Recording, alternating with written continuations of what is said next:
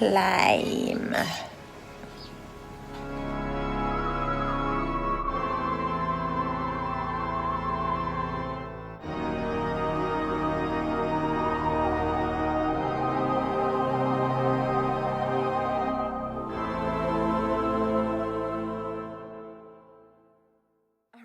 I don't understand my kids' obsession with slime. I just see it as this big sticky mess waiting to go all over my house. I absolutely hate it.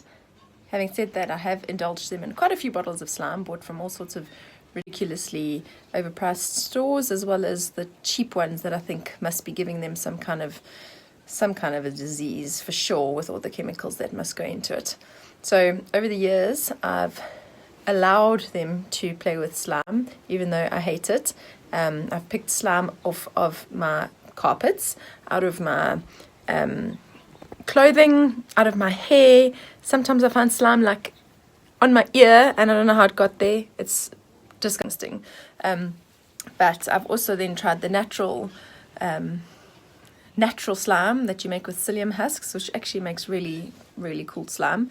I'll give the recipe for that later.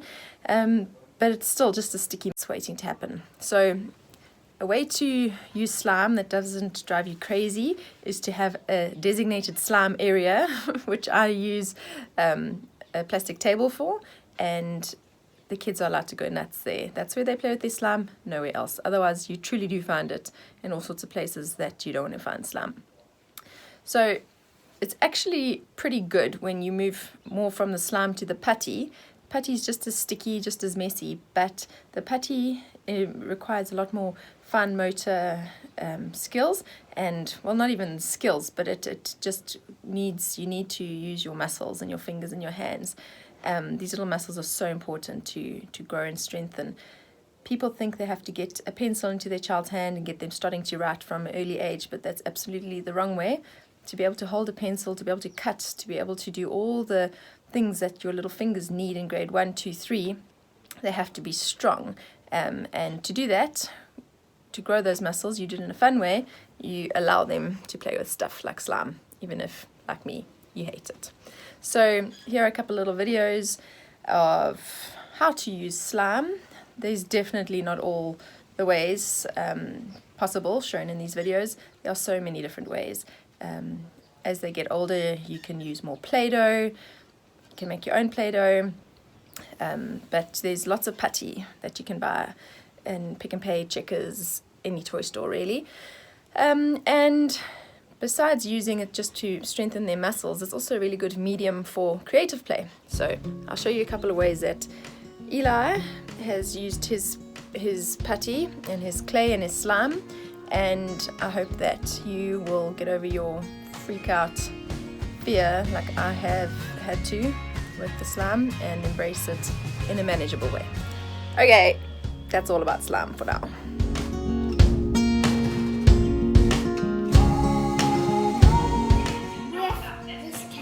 That would be a good plan. What did you say to me just now? You want to... And did you figure it out? You sound like you figured it out. What did you say you wanted to make? A bird. So you figured it out. Well done. Why don't you just give it a try and see how it looks? I think it will look bad. Why do you say that?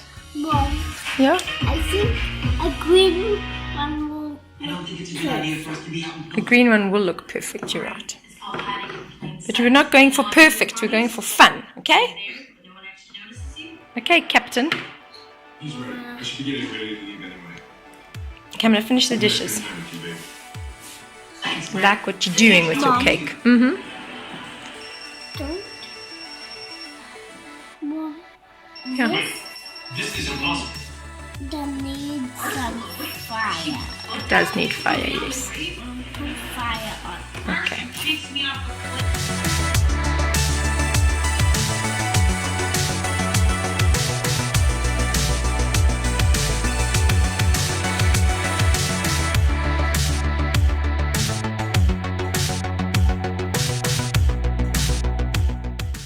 Here, Eli's using something called Flarp Putty, and we bought it at Checkers for under 100 Rand.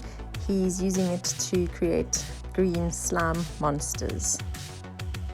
To create slime monsters, you can use whatever you like, ribbons, sticks, buttons, other toys, but I provided him with some pipe cleaners and some buttons and some googly eyes. You don't give them a set of instructions, you just give them the idea, if you want to give them an idea, and you give them the equipment and see what happens. Here you can see he's actually decided to use the jar that the putty came in to create the shape of his monster.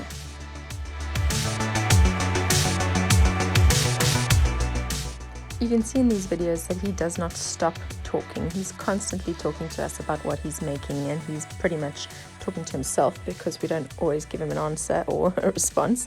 And you can see his fingers are working non-stop. He felt so proud of his creation that he even asked if he could take a photo of it with a phone.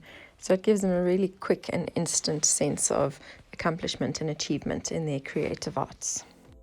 I've mentioned before that Eli really hates to get his hands dirty and sticky, so this is another really great medium for getting their sensory processing to acclimatize to different feelings and textures.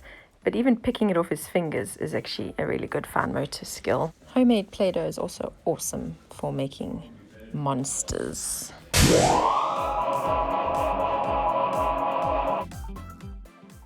Here, Eli decided that he wanted to make a swamp where animals could live and wrestle.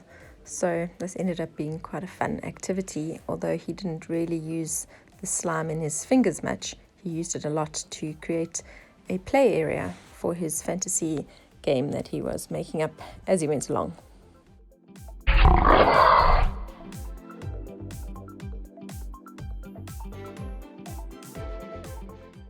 Here, he was using the slime to make a sticky surface for him to create an animal wrestling match. And he had a whole plan that he was coming up with in his head, which he explained to us afterwards.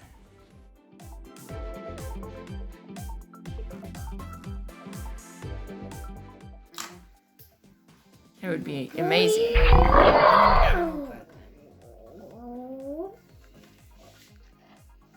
Mommy, Mm-hmm. I'm not sure how to say this out. Coming. Crocodile, lion, snake, and elephant. That is not fair. That is not fair. Is it an even match? No. Doggy against. Did you write lion? He will win. I did. Doggy. But there's no space for the other. Oh yeah. Oh, careful, it's dripping. I can make. And you can spread your slime out. Okay.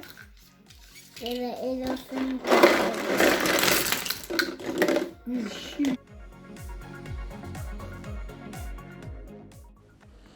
Here you can see he wants to put his elephant into the mix, but he can't find a spot for it. So he finds a way to solve his problem.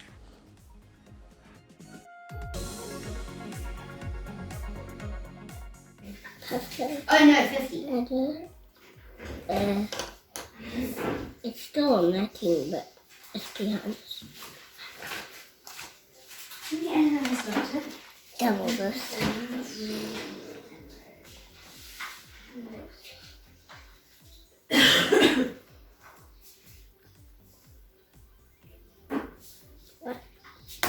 I have to set this all over again, Mom.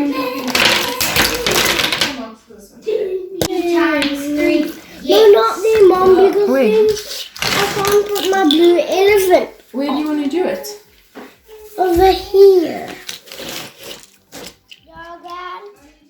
Come tell Granny what you're doing.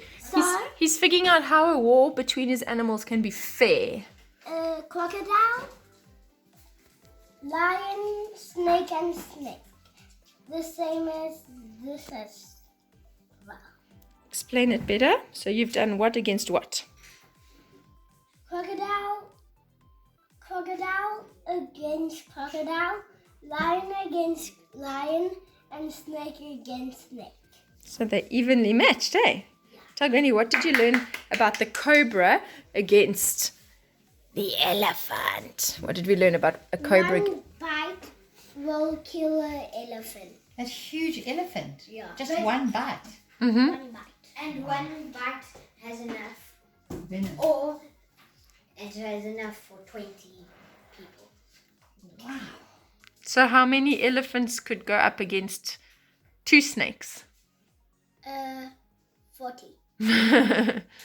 2 elephants against 2 snakes, maybe, hey? Yeah. Okay, now what about if we threw a puppy dog into this mix? Would that be a nice one to fight with? No. Why? Why not? Because then the puppy dog would get killed. That's not a fair match, hey? No. Because is he a wild animal? No. All animals are What about a wild. kitty cat? Kitty cat, no. Is that not a fair match? What about a cat against a puppy dog? No, that dog. Well, yeah, would he? Have you seen a cat scratch a dog? What about a piggy? Piggy against dog. Piggy will win. I wonder. We've seen some pretty vicious piggies in Tridon, hey? Yeah. Once a pig came to our door. Cool. He played with the slime and these animals for about 2 hours this particular day. The plastic animals have always been there, but just adding in the slime made it exciting.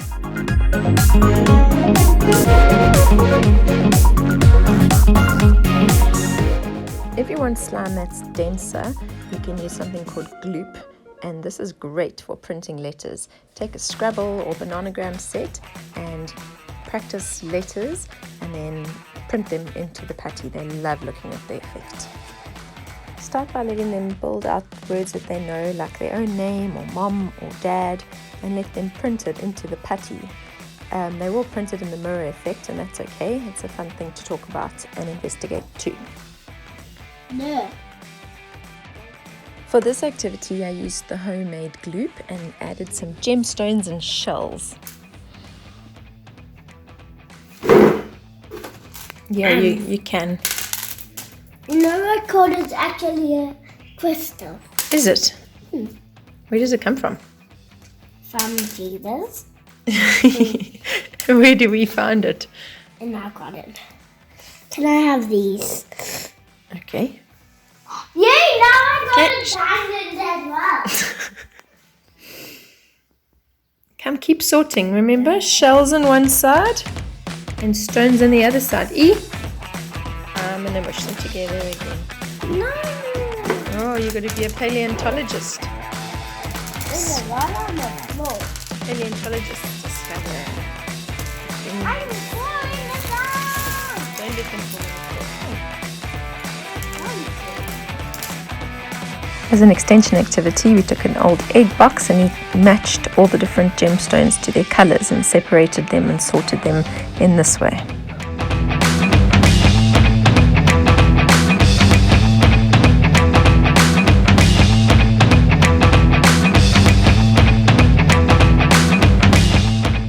On another note, I have weird children, but they have no sensory issues.